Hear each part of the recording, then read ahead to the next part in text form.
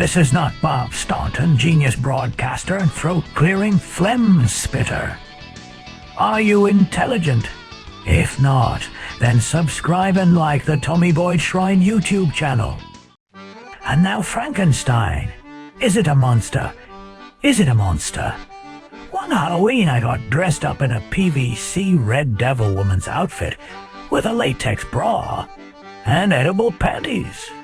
Oh, sorry, wrong podcast. We've been expecting you, Mr. Boyd. His is the worst voice you will ever hear.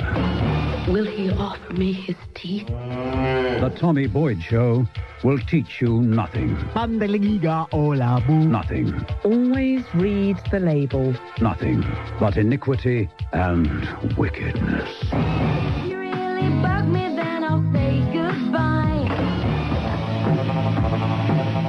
When it comes to the human body, cloning gets all the publicity. Everybody's talking about cloning. Cloning this, cloning that. The big piece in the racing press today about are they going to be able to clone a horse called Sadler's Wells, which made its owner a fortune, not because it was a particularly good racehorse, although it was quite good, but because all its sons and daughters were fantastic racehorses. So Sadler's Wells has made its owners billions.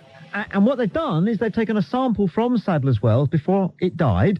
They took some bits of it and they've deep frozen them. And they're hoping that very soon they're going to be able to clone Sadler's Wells. And the talk is always, isn't it, about cloning human beings. We know that eventually they'll get round to trying it, if indeed they're not actually trying it at the moment. So cloning gets all the publicity. So we'll let everybody else talk about that. I want to talk about Frankenstein. Frankenstein will be created too. And this is an entirely different area of ethics, isn't it? But it will happen. It's certain to happen. It's almost happening already in this country and in the United States.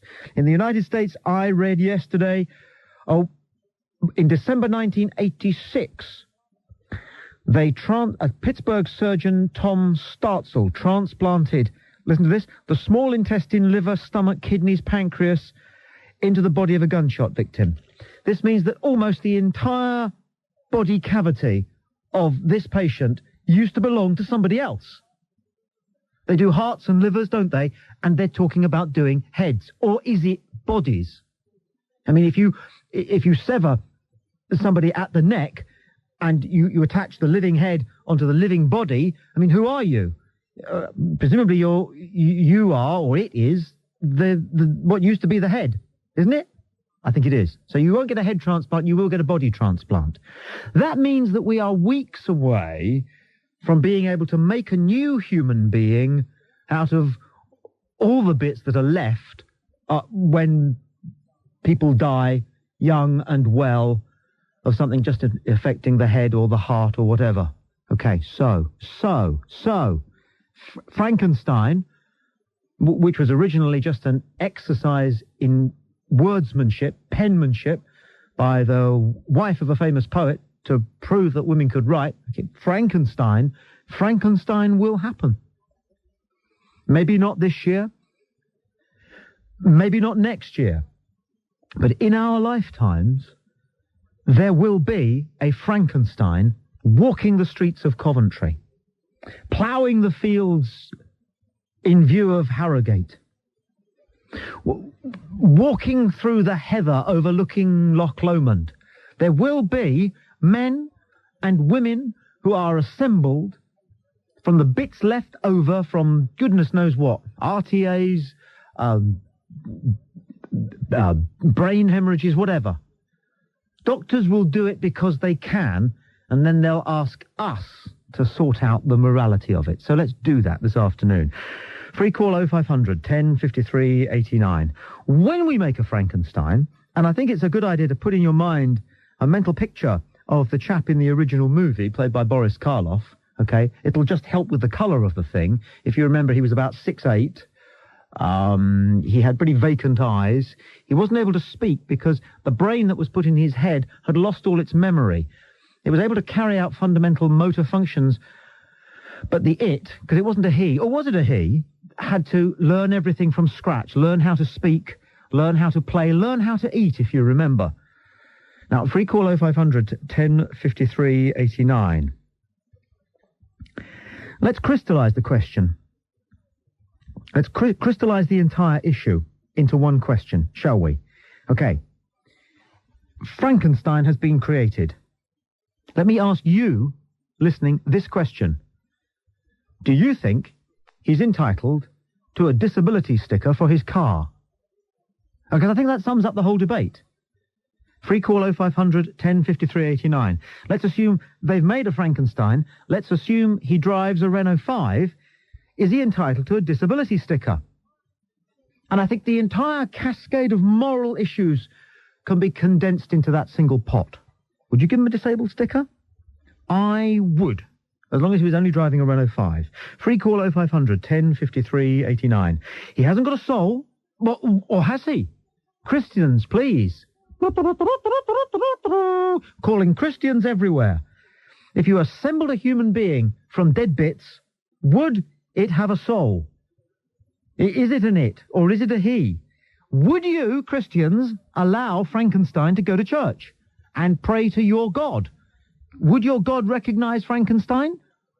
Or would he see just a collection of tissue which could move of its own volition?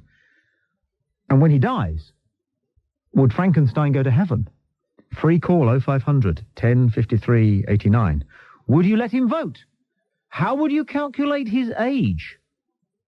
Would he have to be Frankenstein for 18 years from the moment that they switched on the electricity in order to achieve the age of 18, which is what everybody else has to do before they can vote? Would you let him vote straight away if the average age of the bits which made him up was more than 18? Could he play rugby for the Lions? He'd be a tremendous loose-head prop and invaluable in the line-out. But is he British? Free call 0500 1053 89. And if Frankenstein is driving a Renault 5, what would the werewolf drive? I see Dracula in a long stretch limo, black of course, with tinted windscreens. As for the mummy, for some reason I see him in a rusty transit van. Free call 0500 1053 89. So much to talk about, so many issues to settle. I'm Tommy Boyd. This is Talk Radio. There's a good argument for listening. With a lot of disrespect. This afternoon we are discussing the various moral issues raised by the business of medical advancement. In particular, doctors' ability to sew bits of other people onto you if your bits don't work or are gone. Free call 0500 1053 89. One day we'll be able to make a Frankenstein. Will it get a disabled sticker? Paul calls from Hull. You're on Talk Radio. Paul. Hi, Tom. Paul. How you doing, all right? Yeah, never been better, thank you. Good. Yeah. Frankenstein, let's have them. Yes. We're going to have them. It's going to happen anywhere. It is. It's going to happen, yes. So, I mean, the moral question is, well, is there one? Because... Is there one? Yeah, because it's going to happen. It will happen, whether we say yes or no. What it will mean is that Alex Ferguson, for example, will be able to go to his Bupa people and say, I need a 6'6" centre forward who's swift, strong in the tackle, can jump well, and will work for peanuts. But it will happen. Yeah, it will. It will. And what can you say? It's got to be a good thing. Has it? Yeah, definitely. It'll help people somewhere. Yeah. If not, it'll only if only a few, selected few, it will help people. So why not? Would you give Frankenstein a disabled sticker for his car? Is he disabled or enabled? Because in a sense he has escaped the greatest disability of all, which is death. He's got to learn to drive first, but yeah. You would give him a disabled sticker? Yeah. Okay, pre-call 0500 1053 89.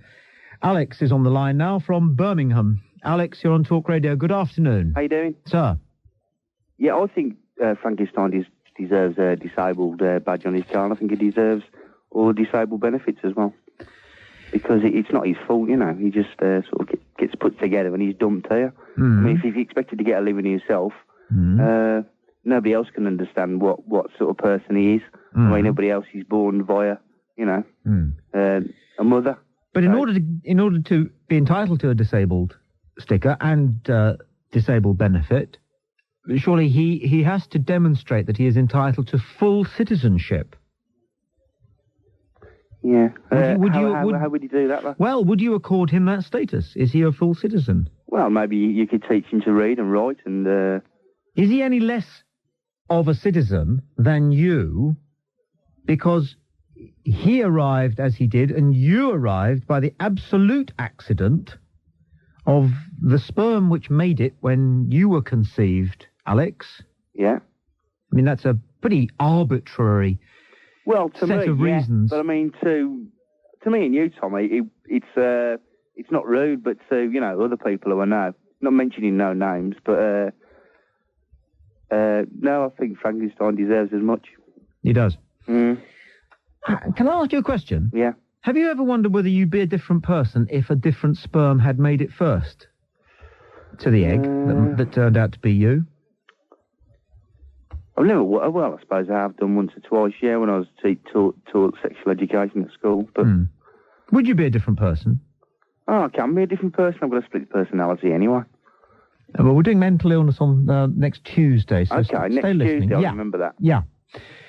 A free call 0500 1053 89. We're discussing Frankenstein, and Jane has called from London. You're on Talk Radio. Jane, good afternoon. Oh, hello, Tommy. Jane. I'm sorry, I just had to call you. Yes. Frankenstein was the man who made the monster. The monster didn't have a name, so I just can't concentrate because you keep saying Frankenstein, and he was the man who made the monster. You know, do you think I'm being silly? No, it's something that everybody somebody will always raise because at some point. I can't concentrate during on it the discussion about. Yeah, what was he called then? Well, he didn't have a name, did he? He was just called a question mark, wasn't he? Yes, I know what you mean. It's just that Frankenstein was a doctor. No, he was called the monster, wasn't he, in the credits? Yeah. I'm sorry about it, Tommy. Not at all. I just couldn't stand it any longer. I just had to phone you. Yes. But, you know, it's a terrific show, anyway. It is, isn't it? It's an interesting new way of looking at the moral issue of transplant. Well, you always have a wonderful, oblique way of looking at things. I love your show, Tommy, and I listen to you all the time. And I enjoyed the last hour as well. It's wonderful. Good. So anyway, carry on the good work. Would you give Frankenstein a disabled sticker? What, this man, you mean, the monster? I'm going to call him Frankenstein. Come on, let's get your head round it. Just call him Frankenstein. Sorry, I must be a bit more like Everybody calls him Frankenstein, don't they? Yeah, all right. What are you going to call him? Herman Munster, then? Does that help? Let's call him Herman Munster, then, just for you. No, Fred Gwynn. Sorry, I'm sorry, I phoned now, but I don't want to spoil your show at Dave all. Prowse, he played Frankenstein monster once in a movie, didn't he? He did. Who? Dave Prowse. Really? You know who Dave Prowse is. Everyone knows who Dave Prowse is. Not really, no. I must admit, I have to be honest, and I don't. He was Darth Vader. Oh, him? And the Green Cross Man. Oh, yes. But anyway... But they didn't let him be Darth Vader's voice because he's from Bristol and he do talk like that. And the Americans, they thought it was strange having Darth Vader, right? Dark Lord of the Universe, saying things like, I do believe yon Luke Skywalker be coming aboard Death Star. I don't remember him talking like that. No, he didn't. They put a different voice on Darth Vader. I see. They had to because Dave sounded a bit like a yokel. I can only remember his heavy breathing and that advert, you know. Yeah. You know, with the tunes.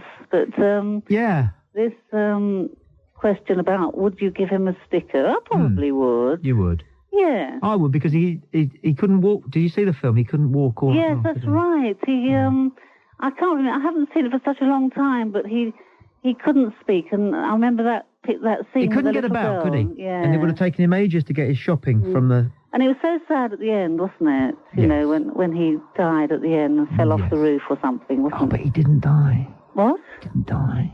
Didn't he? No, he's the monster. He didn't die. He came back in a later film. Oh. It was called Bride of Frankenstein with Jean Moreau. Jean Moreau, you mean? No, he's a French director. Oh, sorry, now Jean, yeah. Yeah. Anyway, it's been great talking to you. I'm glad you rang, Jane. I'm glad you rang. I think it's opened up one or two other avenues of conversation, which are also issues. Free call 0500 1053 89. The issue we're discussing in this part of the programme is connected with the whole business of organ transplants. One day they will make a Frankenstein, but would he be entitled to a disabled sticker? I'm Tommy Boyd. This is Talk Radio. Tommy Boyd. That man loves you. That man cares for you. Tommy Boyd Show. Get real with the people on the dance floor. Talk Radio. We call 0500 1053 89. We're discussing the issue of organ transplants in the following way. When they get round to making Frankenstein, and they will, all right, what status will he have? It have?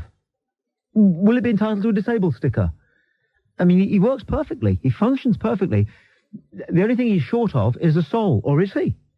Would he be allowed to go to church? Would the Christians have him in church? Would the Christians have this creation made by man, you see, not by God, made by man, as opposed to God, who makes us, and presumably is responsible for the sperm which meets the egg, and is also responsible for the 999,000 which don't make it and die in the process. God wanted that sperm to win the race, you see. That's why you are special, because you are made by God like that. Makes God a bit of a racing fan if you think it through. But would Christians allow Frankenstein in church since he's made by God? And would Christians allow, would the bishops allow, or would bishops marry somebody whose entire body cavity contained the organs donated by somebody else who had died, obviously, for that to take place? Because that's what they're doing at the moment in the United States and 3 times in this country. Surgeons have transplanted the small intestine, liver, stomach, kidneys, and pancreas from a deceased into a now living person. And, of course, heart-lung transplants are pretty commonplace. They're working, a man called Dr. Robert J. White is working in the States. He's managed to keep monkeys alive who have endured entire body transplants. They get on fairly well. They can hear and smell and see and taste and breathe, but they can't actually get up and run around. But that will happen. That will happen. So when they're finally able to make what appears to be a living human being assembled just of previously dead parts, what status will it have? Because it will happen. It definitely will. You know it's going to happen. That makes Mary Shelley a bit of a fortune teller, doesn't it? Martin's on the line from Cumbran. You're on Talk Radio. Hello, Martin. Hello, Tommy. I think you're completely, utterly and totally wrong. Oh, yes? Yeah.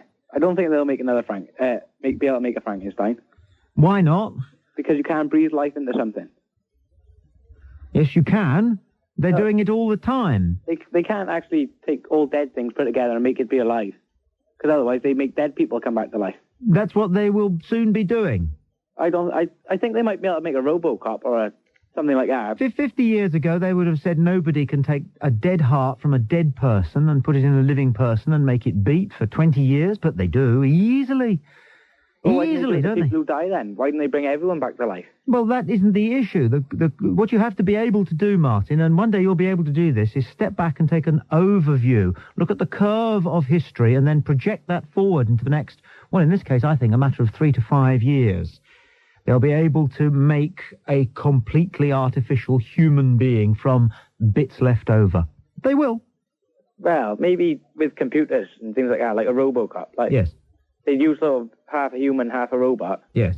But I don't think they make a total human. No. You're one of these people who, and believe me, you know, I mean, history is densely populated with people who believe that everything that could be achieved has already been achieved. And you think we've gone as far as we possibly can? Well, not really, no, but I just don't think you can breathe life into something that's been dead for so long. But they do! They breathe life into dead hearts, dead pancreas, dead kidneys. Yes, they make them alive again. They do. But once it's brain dead, it's brain dead. Well, that's the brain, but they're working on it. Well, they can work on it, but I don't think it'll happen. No, we don't think it'll happen. But a computer, like a brain, it works all the time. Well, I can think of somebody whose brain I wouldn't want, Martin. Yes. Not at all. Yeah. John calls from Manchester with, I understand, very interesting ethical point on this one. John, welcome to Talk Radio. Afternoon, Tom. Afternoon. Presumably, when they're putting these guys together, they'd use the best available limbs and things, wouldn't they? Yes. Now, if they came off different races of people, yes, what would he be classed as? Like, say he had Jamaican arms and legs, yes, and a white torso and a Chinese head. Yes. Would he be classed mixed race? And would it start new racism? Exactly. Would you have a guy walking down the road with black arms and legs and people saying, those damn zebras, they take all our jobs? And well, you could certainly make a supreme human being, couldn't you? You certainly could. And I don't know about him getting a disabled sticker. No. But I bet he'd have problems getting his pension. Because they'd say to him, hang on a minute, only 50% of you is 65. Yes. Half of you is only 50. That's a very good point. Did you know that it is possible to determine somebody's politics to a large extent from their physical makeup? I didn't know, but I'm not surprised. No. Well, let me give you one example which worries me because this is the physical profile of a typical fascist. And I'm somebody, I don't know about you, who has been getting quite interested in the idea of fascism over the last weeks and months. Here we are. Blonde hair, that's me. How about you? That's me. A high forehead. That's me. Blue eyes? That's me. Non-hairy chest. Yes, that's me. Small willy. Oh, no, certainly not me. Oh, that's all right then. That's all right then. You can see why I balked when I took the test, because I am 100% Aryan. Yeah, but mind you, if you have blonde hair, chances are you are going to have blue eyes and not be particularly hairy on the body. Yes. And if you've got blonde hair, you do tend to lose it a bit quicker than dark-haired people. Do you think it's possible to look at a man's physiognomy and from that determine his politics? Yes. Yes, I do too. Look at Jonathan Aitken. Could he be anything but a high Tory? No, certainly not. No. He couldn't, could he? Could Arthur Scargill be anything but? No. Could you see Arthur Scargill at a Tory conference in a good whistle? No. Blue tie on? No. You just couldn't, could you? No. I could see him as a bit of a grandee in the House of Lords, actually, because there's something about that sort of waffle haircut he's got. Yeah, well, it looks a bit like an ice cream. Yeah. Yeah, a lot of them have that, I think. And the way the upper lip sort of is quite sort of fleshy. Slightly damp. Yes. That's Tory, isn't it? It is. Yeah, it's fascinating. It's been very interesting. You're a very wise, well-travelled man, John. Certainly am. I'm grateful for your input and wisdom. Thank you. What a nice man. Michelle is on the line now from Surrey. You're on Talk Radio. Michelle, hello. Hi. Hello. Hi. I don't think that, personally, it is that God would allow a man-made human into his church. I don't think it's right. Why not? Because it's not, I don't think he's one of God's creatures. But he was formerly God's creatures. In fact, he was formerly several of God's creatures. But God chose for that creature to die, and now we're chopping them up and sticking them all back together again. I know, but, I thought God was love. Yeah, but it's like people say, if God chooses for something to die, he obviously doesn't want it to come back. And we're sitting here chopping bits up and sewing them all back together again and making them come alive again. But you wouldn't say that to your granny if you wanted a hip replacement, would you? You wouldn't say that God intended your hip to go? No, but it's not entirely... That's a bit different because it's not all of it. It's not a whole body being sewn together. No. That's true enough, isn't it? Yeah. Yes, I see your point. So you wouldn't have Frankenstein in church? No. But you wouldn't want to be the vicar who stopped him coming in, would you? Probably not. No, you've got to think this through. You've got to think this through. Often, you just don't want trouble, do you? I'd let him in and I'd let him sit at the back. How about that? No, I still don't think that's right. No, is it sitting at the back? No. Would you let him look through one of the stained glass windows on a ladder? No, I don't think so. Why not? So you wouldn't actually let him into consecrated ground at all? No, not really, because if we're making this person, he's not really going to have any family. Mm-hmm. So he wouldn't really need to go into the church, because, he wouldn't have, any dead family in the churchyard, so he wouldn't really want to go in there and have a look around. He might have lots... He might be very closely related to some of the people in the graveyard. They might have been him. You see? True. His arms could have been part of somebody who's actually in the churchyard. True. He surely would be allowed in True. then. But Isn't life complicated? How old are you? 14. Ah, you see. You're just beginning to realise how complicated life is. Yeah. And what an arrogance it is of all of us who have opinions. Which church do you go to? Well, I don't really attend church. I mean, my friend, she's a stronger. She goes to church every Sunday. Really? She's very religious. So. She is. Yes. Well, thank you very much indeed for your call, Michelle. Thank you. Your range of thoughts on this one. Free call 0500 1053 89. They're almost able to build an entire human being from bits left over, and it will happen. But what sort of status will that citizen have? Will it be a citizen at all? Will it be a he, or will it be an it? Has it got a soul? Has anybody got a soul? What would God think about a Frankenstein monster? And would we give Frankenstein a disabled sticker? Neil calls from Evesham. Hello, Tom. Neil, hello. Hello. I'd give him a disabled sticker on one condition. Yes? That he was put together with the left arm of a right-handed man and the right arm of a left-handed man, and vice versa with his legs. Yes. That would be something to see, I think. What do you think? Yes, true enough. I think I can tell what you're talking about here. I've thought about it a great deal. You but have? I'm sitting on the side of the road, and I'm getting distracted by a chap who's staring at me because I parked outside his house. Right. Quite rightly too. Yes. And the entire point I wanted to make is just gone completely out of my head. I wouldn't worry about it. I'm not really. Nor am I. Good. Hang on, I've got my head out the window. That's better. Yes? Any comment to add to that? None whatsoever. I'll let you get on. Oh, okay. Right, no. Well, thank you for your call, though. My pleasure. I'll call you again, I hope. I'm looking forward to it already. I bet you are. What a nice man. Jean called. What did we do in radio before we had phone-ins? Jean calls from Oldham. You're on Talk Radio. Jean, good afternoon. Hiya. Hello. Actually, my son was under a professor, and he was only in his 30s, and slowly, through neglect, that he was being treated for the wrong ailment, his heart was slightly going. He was due for a heart transplant, and then his lungs was slightly going, and then they said, well, it'll be heart and lung, and then his kidneys was going. So slowly, all his organs was going. So with all the treatments, he put a lot of weight on, and they said, well, they couldn't help or operate until he lost his weight. So he said, and then he was told he's only got so long to live, and he said, well, if it comes up, I know you're doing behind closed doors, the cloning, will you please put my name down to transplant my head and a thin body? And he would openly, willing to have done it, and I would have willingly signed for it, but it was too late. He died 2 years ago. Well, I'm very sorry to hear that. Yeah, but, you know, it's all right, like, if you haven't got somebody that you love and said, oh, Frankenstein this, and I would give him this, I would have given the world. You would have welcomed your son. I would have welcomed it.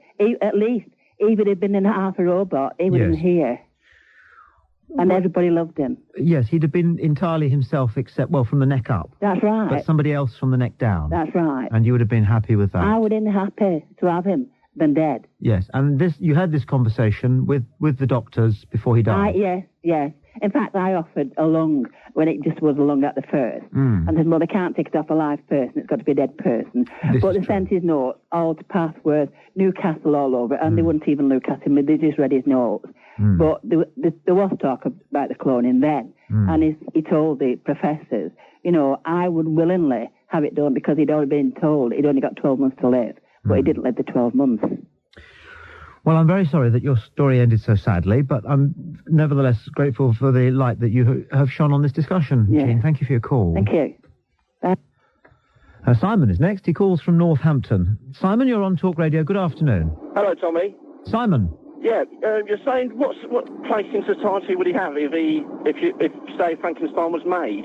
Yes. But surely, if you're using people's body parts, yes, surely you'll be using someone else's brain as well. And so surely, you'll be using his mind, and his mind will still be there. Well, and so shouldn't he have that same place back? I don't know why this was the case, but if you read the original Frankenstein by Mary Shelley, the creature had no memory of who it used to be. Right. So the brain was, as it were, wiped clean. Yeah. A bit like if you used to take cassettes through the tube doors on the train. Yeah. Yes. Simon, thank you for your call. Okay. A free call 0500 10 53 89. As we move the discussion on, in order to hopefully towards the end of the programme make room for Bill Clinton's arrival, we ask this question. What's the highlight of your entire motoring life? DHL Worldwide Express. Our largest audience ever, 2.8 million people. There's a good argument for listening. Tommy Boyds Street Beat Symphony with DHL Worldwide Express. As we address another of the issues which cascade from this most enjoyable aspect of modern living, getting from A to B, motoring, transport. Let me ask you this question. What is the highlight of your motoring life? Do you suppose it might be taking delivery of a new model? No. Is it getting a clear run all the way down to the sea? It isn't. No. Is it perhaps getting a few quid more for a banger than you actually paid for it? No, it's not that either. No, I'll tell you what the highlight of your motoring life is. Think about it. It's MOT Day. Free call 0500 10 53 89. Has your car sailed through its MOT today or yesterday? The triumph, the relief. It's one of life's annual champagne moments. When you get a phone call or you make a phone call to tell somebody else in your family it's past. Glory. Free call 0500 10 53 89. And you have another 12 months to enjoy your car. Often people have the car they have because they got it through the MOT. They say if it gets through the MOT, we might as well hang on to it. And so you slowly grow attached and grow older with that lovely 1100 because of the glory that is MOT Day. Free call 0500 10 53 89. Or it can be the clincher in the sale. There's somebody browsing around your car, kicking the tyres. Why do they do that? And then you say to close the deal, and it's just passed. It's MOT. It's got another 11 and a half months. And they press that 450 quid into your hand. Free call 0500 10 53 89. What a wonderful invention the MOT is. It keeps thousands of little mechanics in business. But above all, you see, above all, for us, 98% of the population who are entirely law-abiding, getting through the MOT is our annual brush with skullduggery. It's the one moment in our lives when we contemplate the possibility that we might do something illegal. Because all of us, as we drive down at 9:15 in the morning, our car's going in for an MOT, say to ourselves, and if it fails, there's always this bloke at the pub who always says that he knows a bloke who's got a book of blank MOT certificates, and apparently one can be yours for, is it 45 quid?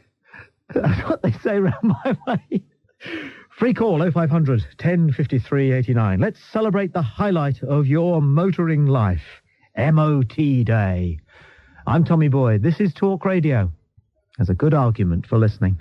Tommy, it's an absolute nightmare. No! Yes, it is. I took my van recently to be MOT'd. Same garage every year. And this year, the bloke that tested it was a bloke who just got his certificate for MOT testing. Yeah. And he found everything wrong with it. Yeah. And the one mistake that he found wrong with it, he says you haven't got any indicators in the side of the wing, you know, the ones that the new cars have. Yes. I said, well, it's never had those. He says, yes, but like you've always got away with it before. So this year I had to pay to have some put in. 250 quid to get my van for the MOT. Oh, but it's pushed up the value of your old van, hasn't it? Well, I was going to get rid of it, but I've got to keep it now. So, but you now have a clean MOT? Yeah. Fantastic. There's no feeling quite like it once it's difficult part with the money, but once you've got it in your hand, I suppose it is a relief and a weight off your mind, certainly. Did you take O-level history? I did, yeah. Did you fail it? No, I didn't. Oh. What did you fail? Chemistry. Chemistry. Would you have liked your O-level chemistry? Not really, no. Oh. It's a buffin's result, really, isn't it? Nevertheless, I mean, you did waste part of your life learning chemistry. True. You might at least have a certificate. Well, some good explosions. Now, can you buy an O-level chemistry certificate? No. But you can buy an MOT. So they say, so the bloke down the pub says, but does it ever happen? Well, no, I mean, even if you can't actually buy a bent one, you can still have the work done, and that's what you did. Yeah. So, in effect, you bought that MOT. Yeah. Fantastic. I suppose so. Didn't have to waste any time on books, did you, swatting up? Didn't have to do the work yourself. I had to wait for a day while they mended it. Yes. Nightmare. So how much did the whole thing cost? About 250 quid, and the van isn't worth more than 300. I think you should always drive down with your car for its MOT, saying to yourself, this is probably going to cost me 400 quid, and then, at least, you know, it's not so bad. Yes, I think you're right. Thanks for your call. This is Street Beat Symphony with DHL, Worldwide Express. James is on the line from Colchester. You're on Talk Radio. James, good afternoon. Hello. Sir. I had to pay out 300 quid today to pass my MOT. Well, with the greatest of respect, you scarcely sound old enough to own a skateboard. What do you drive? Volkswagen Beetle. And what year is that? It's a VP. How old is it? It's from 1974. Well, you see, I mean, that probably does want a bit doing to it, doesn't it? Yeah, I suppose, but, you know, it's, I don't know. No, I bought it, yeah. Me and my dad bought it. Yes. We test, and what happened is it had been lowered, and what the bloke said was, you're supposed to undo the suspension, but what they've done is cut the springs. I see. You know, and I just thought I'd phone up and tell, you know, I'm only a student. Yes. And like 300 quid is a lot of money. It is. Free call 0500 1053 89. Thinking it through, you know, if there weren't an MOT test, then a lot of ropey old cars would be on the road. But I'm not quite sure whether that would represent the threat to road safety that we all assume.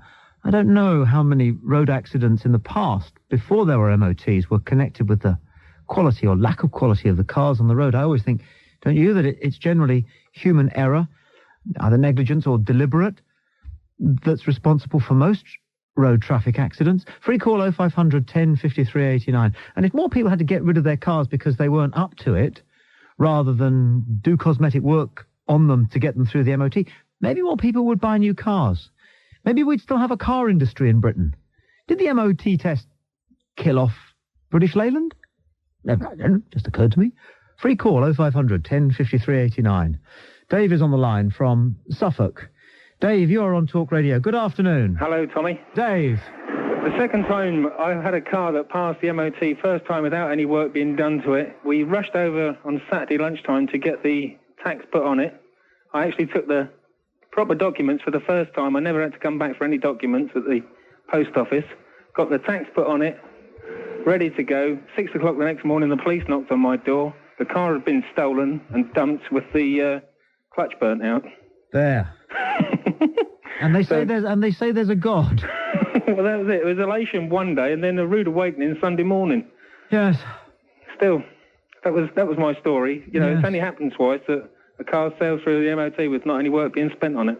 We all say that, don't we? When it passes, it's sailed through it. Well, that is the thing, yeah. You know, and then to go to the post office. I mean, every time I've been to tax my car, I've always gone with one document missing. You know, although I've got them at home, I've never take the right three with me. Come back, I had the tax disc, and then, like I say, it was. We're always weighed down, aren't we, with trepidation when we call the garage at about 4:45. I tend to call the garage. Well, Quarter to 5. You phone. In fact, I bet you, there are 20,000 people in Britain right now, right this minute, sweating on the bill, on the phone, and they're going, "Oh, hello." It's because you almost try and schmooze them into giving you the MOT, don't you? You say, "Oh, hello, it's Mr. Johnson.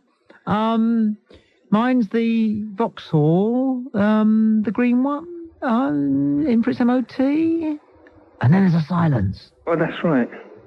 And they go, pause. "Oh, yes, and your heart's racing." It's racing faster than, any time since you asked that woman to marry you. Isn't it? Now you're putting all these things into the wrong context, Tommy. But it makes life more interesting, doesn't it? Yes. Damn it. Well, anyway, are you sorted out now? Have you got a new car? Well, no, it was a wife's anyway. I mean, I'm only allowed to drive it now and again. I see. I have to put some petrol in it when I do. Understood. But that's the best way to do it. You've got her a new car, have you? No. No? Oh, no, it's still going all right. We've got the clutch repaired. You mended the clutch? Well, the clutch was slipping beforehand anyway, but these people made sure that was finished off properly for us. Well, in a funny old way, they did you a favour then, didn't they? Well, I suppose so. Yeah? Because you were insured, weren't you? Well, yeah, but that puts the cost of the insurance up, doesn't it? I know it does. And one hears, does or not, the burglars and joyriders often say, oh, well, it's all right, they're insured. Makes you realise that most people who burglarise and steal cars have never taken out insurance and have never gone cap in hand to an insurance company. If they had, they would know that it doesn't work like that, does it? It doesn't work like that. You might be insured, but it still costs you more than just your grief. It's Street Beat Symphony with DHL Worldwide Express, discussing another aspect of the wonderful world of transport. Chris calls from London. Hello, Chris. Hiya, Tommy. How are you? Chris, I'm well. You? Oh, not too bad, thanks. Sitting in the traffic. Tommy, what a load of old tosh, this business about the highlight of your driving career, passing an MOT. It is. Ah, come on. When was the last time you put your car through an MOT? You were ragging on there the other week about buying a new four-wheel drive. What do you know about an MOT? My car goes to an MOT every year, just like your old rust bucket. No. Listen, a rust bucket, never buy one. One doesn't put a car through an MOT. When it's time for an MOT, get rid of it, man. It's time to get a new one. No, never, ever, Chris. Never, ever, whatever you do, if you think you're smart, never, ever buy a new car. No. You never buy a new car, but you never buy one which needs an MOT either. No. Get a couple of years out of it. 3 years from a new car. Buy it when it's a year old. No. Get a decent price on it. No, you don't get a decent price for it. They chisel you down. No, they knock you down. Yeah, but listen, the highlight of a driving career is test driving your new car. When you know the extra little gadget you've just got in it, that extra little bit of power. And then after a couple of weeks, you're bored with it and you want a new one. Do you know, when I bought the car that I've got, I bought it from a garage. And they said, don't worry, sir, we'll give you 12 months MOT on it. So I got it. So when the MOT was up, I took it back to the same garage to be MOT'd, and they only found one thing wrong with it. The spare tyre was bald. They said, that's going to cost me about 70 quid. I said, that's fine. This is true. I said, that's fine. But it's the spare tyre that was in the car when you sold it to me with a clean MOT 12 months ago. And they didn't bat an eyelid.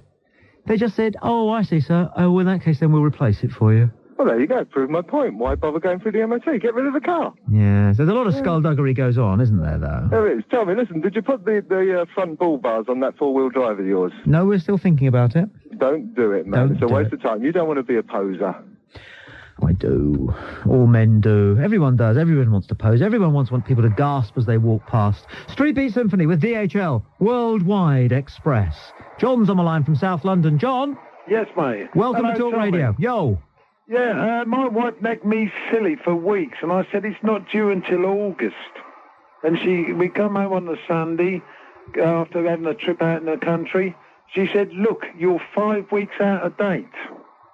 So I went to work the following day, got up to the MOT station. He said, you'll have to come back in the morning. So I got up early, sat on the rank from 7:30, didn't do a thing except check the normal things, lights, hooter, wipers and all the rest of it, and it sailed through. Sailed through. Everyone says sailed through. Marvellous, isn't it? What a great feeling, though. Oh, there's nothing that stresses me more is that one day a year MOT doing the day. MOT. I know, everyone's the same. And then it sails through and you feel $1 million. You treat yourself that evening, don't you? Yeah, you're right. You feel as though you've made 200 quid or something. Oh, I wish. John, thank you for your call. Dennis is next in Cheshire. You're on Talk Radio. Hello, Dennis. Yeah, hi. Sir. Can you hear me? Loud and clear. Yeah, okay. My greatest thrill is when I go down once a year to get an MOT on my 1970 Ferrari Dino. I take the covers off, which is stored for at least 12 months. We drive it maybe 10 miles every month, and take it down there to the MOT, and it passes every time, and it gives me a great thrill. And Norma's our last caller, celebrating MOTs. Norma on the Merseyside. Norma, welcome to Talk Radio. Hi, how are you? I'm well. You? I'm terrified. Why? My car's due an MOT. Well, it was due an MOT a month ago. Oh, you are lucky. Lucky? Yes. No, horrified. You got the MOT to come. I have, yeah. All that excitement.